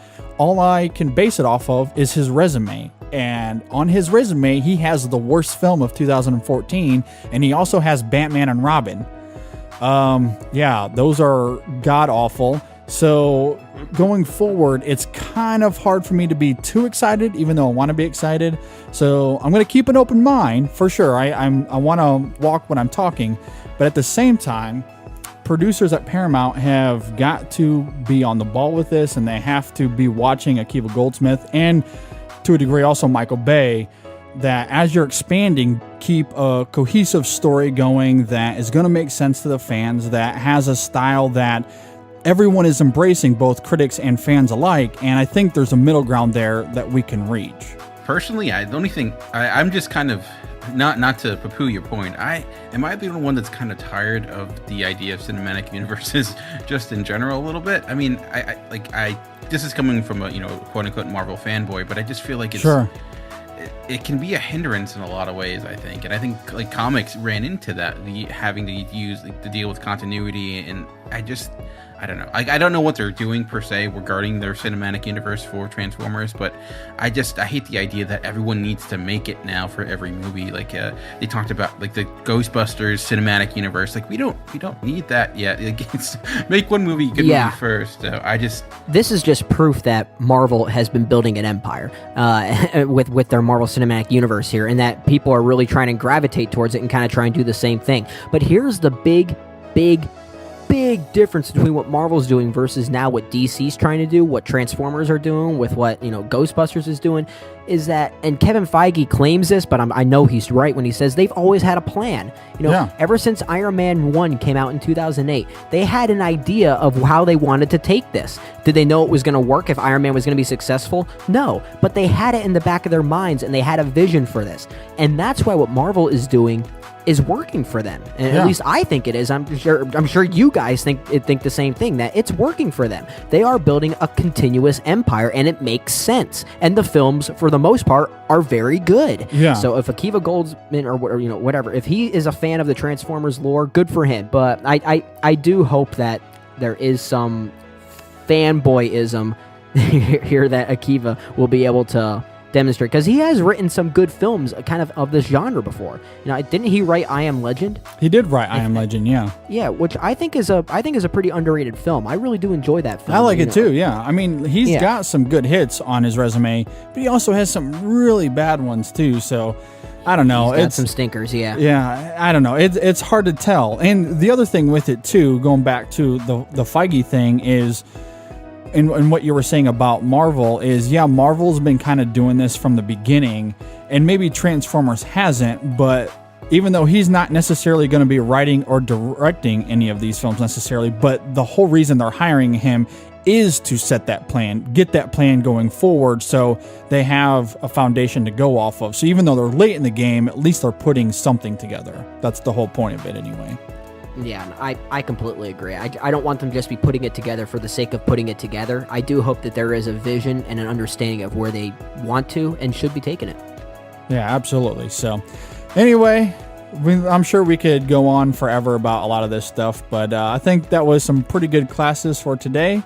Hopefully everyone took something away from class. We'll expect your homework to be turned in on time next week. So anyway, it was a very fun conversation. I'm going to be failing everyone. Everyone's getting enough. Everyone's getting enough. I grade on a curve, so. A grade on a curve. There you go. Anyway, good stuff. So then everyone will pass then. Yeah. Oh God, that brings me back to my college days. Oh geez, you look forward to the curve on a really hard exam. Yeah, no. It could boost your grade from like a 45 to a 75, and that's happened to me before. Nice. All right, but everyone, let us know if you agree or disagree with what we have to say for class this week. You can leave us a comment on Facebook or Twitter, or email us at InSessionFilm@gmail.com, but we'd love to hear some of your thoughts. Absolutely. Before we get out of here, once again, Dan, thanks so much for joining us on the show this week, man. It was a pleasure having you on the show once again. Yeah, thanks for having me. It was a lot of fun. So tell us, where can we find you and your awesome stuff on the internet? You can find pretty much everything I do at geekcastradio.com or on Twitter at Movie Revolt. Yeah, definitely go follow Dan. He's a great follow, awesome movie guy. Definitely go check him out. And that should do it for this week's show. Be sure to like us on Facebook at facebook.com/InSessionFilm. You can follow us on Twitter at InSessionFilm, and on Google Plus and YouTube, just search InSession Film. And also sign up for our monthly newsletter. You can sign up for that on Facebook by clicking the newsletter tab, or on our site at InSessionFilm.com/newsletter. And for more thoughts on the films that we watch, you can check us out on our Letterboxd page at letterboxd.com/InSessionFilm. We also try to respond to every piece of email that we get. You can email us at InSessionFilm@gmail.com, and also subscribe to us on iTunes and on Stitcher, and also leave us a comment and review on iTunes while you're there. We'd appreciate some feedback on that medium as well. And lastly, you can check out our Listen Now page on our website at InSessionFilm.com/listen-now. And the InSession Film Podcast is supported by our super awesome listeners like you. Once again, if you want to help support us, just go to our website at InSessionFilm.com. You can click on that fun bonus content tab in our main menu to hear that bonus content for just a small donation of 99 cents. You can check out the InSession Film store, get a fun t-shirt like I did a few weeks ago, or just go to InSessionFilm.com/donate, and you'll see a bunch of information there on how you can help us, including that brand new monthly subscription platform. And one thing that I would highly recommend is checking out our mobile app, where you can hear everything we do under one roof for just a one-time fee of $1.99. You can find that app on the Amazon Market for Android devices, the Windows 8 phone store for Windows devices, and the Podcast Box app for iOS devices. And all those details are on the site at InSessionFilm.com/apps. And as for the show next week, it's Furious 7 time, baby. And we're going to be talking about our top 3 absurd action sequences. Oh, that's right up my alley. I can't wait for that one. Before we get out of here, though, Dan, any final thoughts on anything before we leave today? No, I got pretty much nothing. It was a fun show. I mean, definitely a different topic than normal, but it was a good time. And going to be quite a transition going from this film to Furious 7 next week. So good luck. I know. Yeah, quite the transition. Absolutely. So, what about you, Brendan? Anything? So, can we start placing bets? According to Vin Diesel, will Furious 7 win Best Picture this year at the Academy Awards? Heck yeah, man. I'm voting. If I had to vote, Furious 7. Absolutely. And we haven't even seen the movie yet, and we'll say haven't it even should seen win. it. Doesn't matter. I would just love for a movie like that just to win, just to, kind of show that they will do something like that, even if it's not. Sure. I don't know. It doesn't matter. I think it'd be funny. I think it'd be really funny. I think it would be too. Absolutely. Put it on the ballot anyway. As far as final thoughts for me, while we were talking about our poll, Brendan, and talking about our Pixar movie series, we were debating, Up or Finding Nemo, what should we do? And I got a text from my wife, who also happens to be the person that funds this thing, and she says, your financer prefers Finding Nemo. So I think that might be the nail in the coffin on that. So, okay. Well, we're gonna have to sneak some Up conversation within these reviews then. But you know what? I will give her the benefit of the doubt because, as I mentioned, with Finding Dory coming out in 2016, Finding Nemo, I think, will be the more relevant film to talk about. So it does make a lot of sense. It's a good film. Yeah, absolutely. So at some point, as much as Pixar has a pretty good resume, there's just going to be films that aren't going to make the cut. But yeah, we'll find a way to sneak it in there somewhere. Last thing I just want to say real fast before we get out of here. Much like what we talked about during the discussion of To Write Love in Her Arms, it is a very interesting topic. It's one that certainly needs to be talked about. And if you are not familiar with this organization, and especially if you've ever been to this or know someone who has been to that, I would highly recommend checking it out. I mean, what that organization says about hope and community, especially, and how community is the backbone of helping someone recover.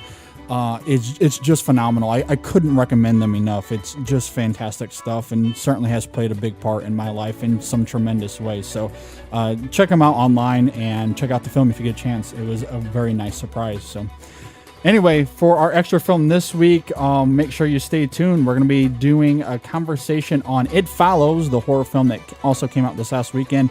And we have an interview from a documentary called World 1-1. We got a chance to interview one of the filmmakers for that, so make sure you be on the lookout for that. Thanks for listening, everyone. Thanks, Dan, for joining us once again. And we'll see you guys next time on the InSession Film Podcast.